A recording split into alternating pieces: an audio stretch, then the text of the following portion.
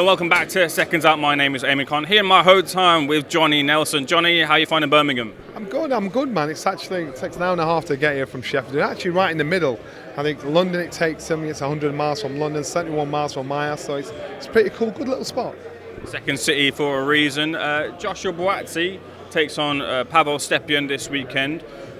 Joshua looking to kick-start his career, I think it's fair to say. Do you feel that same sentiment that he's stalled a little bit now and needs to really push on? Without a doubt, that's exactly what he needs to do. I think Joshua Buatsi, it's no secret, he's a very talented individual in touching distance of a world title fight. Got a bit of stick saying he turned down the a massive offer against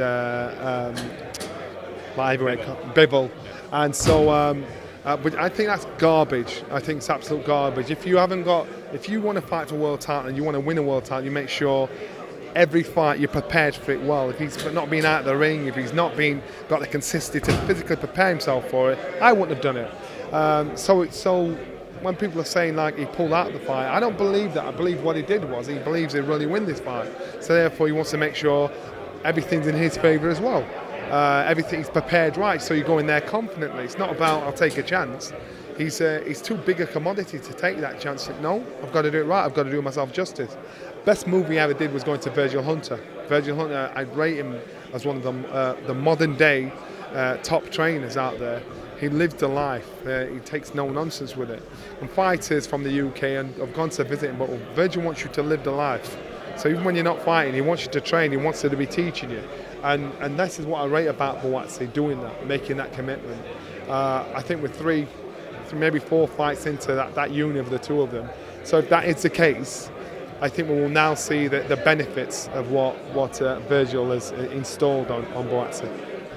Listening to Joshua in interviews and speaking to him previously in interviews, it seems like from the outside looking in, he's quite a deep thinker, thinks a lot, maybe a little bit overthinks situations or decisions. Is he maybe guilty of being a little bit risk averse in a division, especially domestically, where fighters have taken opportunities and risks? So I understand that. So domestically, you look at what's behind him, because he's in touching distance of a world title fight. So he can get involved with the domestic fights and put a lot of bums on seats, and those fights will always be there as long as he keeps doing what he's doing. But he's looking forward. He wants to get a world title, and then you can talk about doing stadium fights, doing fights where the public, it captures the British public imagination. So he's his own business. You know, it's okay for the promoters to take the risk because that's their business. They've always got other fights to play with, to work with. If you are the fighter, you've got to make sure you make the right decision for you. When you make the right decisions for you, you've got to take 1 or 2 chances. But if you're a good businessman, you're going to take the right chances. So he has now got to a stage where he's taking over as much as he possibly can the path of his career. Totally get it.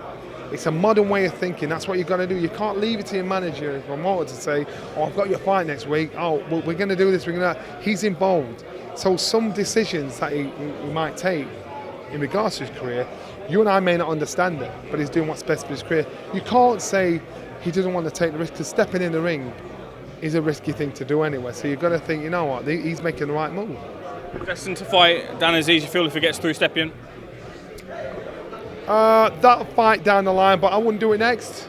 For Dan, it's a perfect fight for him. You know, it's a step forward. It's a chance to leapfrog himself to the front. For Joshua, I think Joshua keep looking forward. Keep focusing what you got to focus on. If there's no other choices out there to make sure every fight means something, gets you 1 step closer to that world title fight, then consider it. But if I was Joshua Buatsi, I wouldn't consider it. If I was Dan Aziz, I would shout his name out left, right and centre. This is the pyramid of our game. What fight to take your eye on the undercard?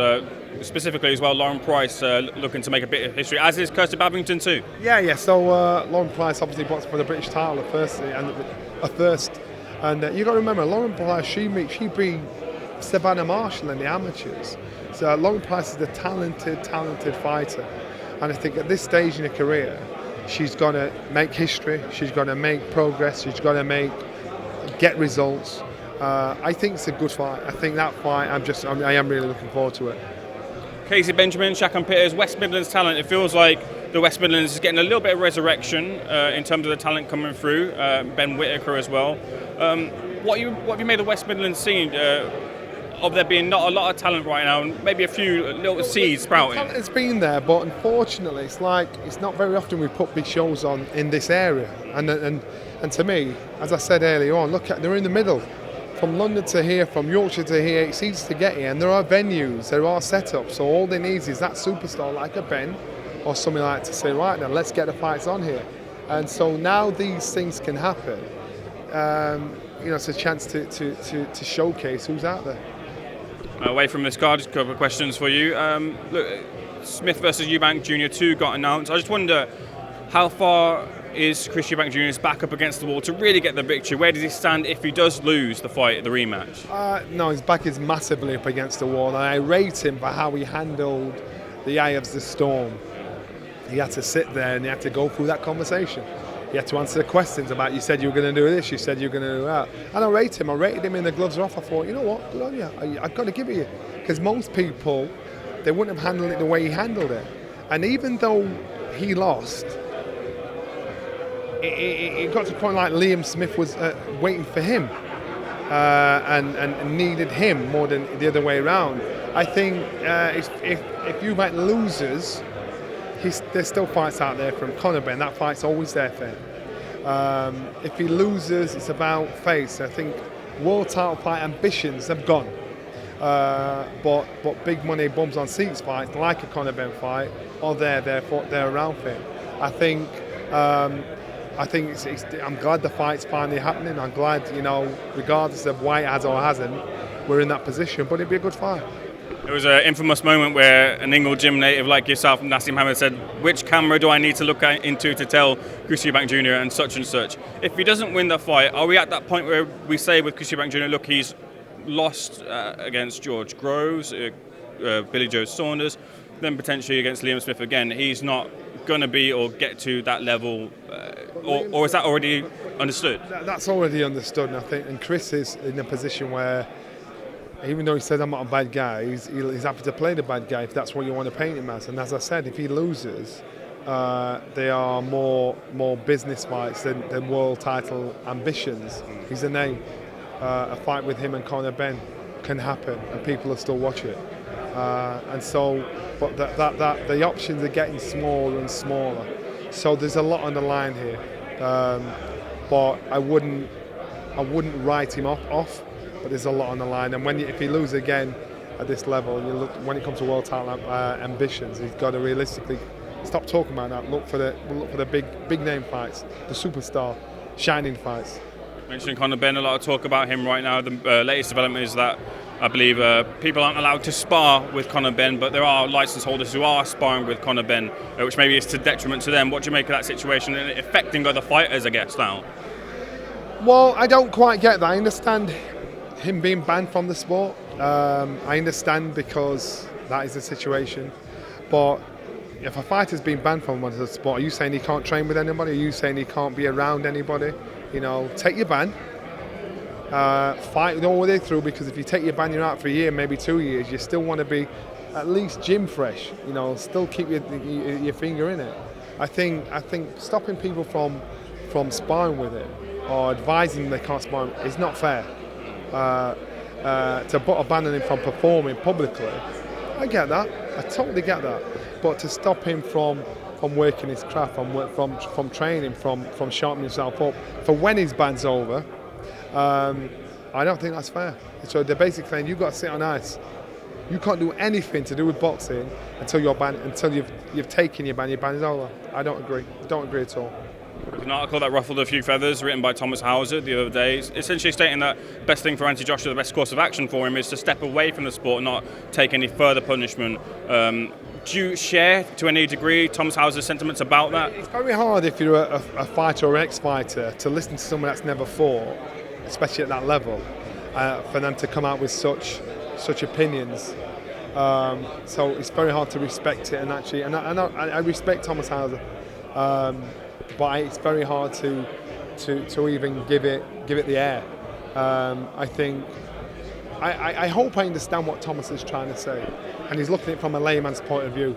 But Anthony Joshua is a fighter. and he's looking at it from a fighter's point of view. If Anthony Joshua was punch strong, and you could see the physical, mental effect it's having on his career, then I would totally understand it. Say that about Derek Chisora. I'm not saying, but what I'm saying is, it's not about Derek Chisora. This guy's been in some tough fights, and I understand where he's coming from. To say that about Anthony Joshua, I struggle to actually give it any credence. You stand as someone who, look, different sort of style, but you stand here, excellent talker. It doesn't seem like you outwardly show the effects of fighting, but do you know, or did you know when to draw that line and maybe say, this is a little bit depreciative? All fighters know before anybody else knows. Not all fighters will admit it publicly, and they'll think they can get away with it. A coach will know. And then you're thinking, well, how long are they going to do this for? So they know. And only Anthony Joshua will know how much fight he's got left in him, and the reasons for why he fights, or the reason why it's going on. So for Thomas Hauser to say that, he's saying that on the back of losses, and so I just think to myself, you know what? I understand what you're saying, respectfully, but respectfully, I'd ignore what you're saying, because only Anthony Joshua knows what he's got left. Only Anthony Joshua is in a position to call time on his career, especially at this stage now. And I don't understand the thinking of Thomas Hauser in saying that. Final question on this part. Maybe part of the concern is to do with the two fights out there that really left for Anthony Joshua is Deontay Wilder and Tyson Fury, two fighters who have shown that can cause real damage to other fighters. Maybe it's from that point of view, I guess, potentially? Do you share that concern there? Well, if they're his only options, then we got a problem. They're not his only options. There is a Dylan White fight there that, well, again, could create excitement, controversy, conversation. Joy Joyce is there. McCauley's there. Now, there's fights there, but when you're talking at world level against these two guys here, it's still a question that's not being answered. So there's always that intrigue, there's always that interest to think, could it? So of course, for business, that's great business. For Anthony Joshua, realistically, if you're going to do that, make sure it's worth it, because that could be the end of it.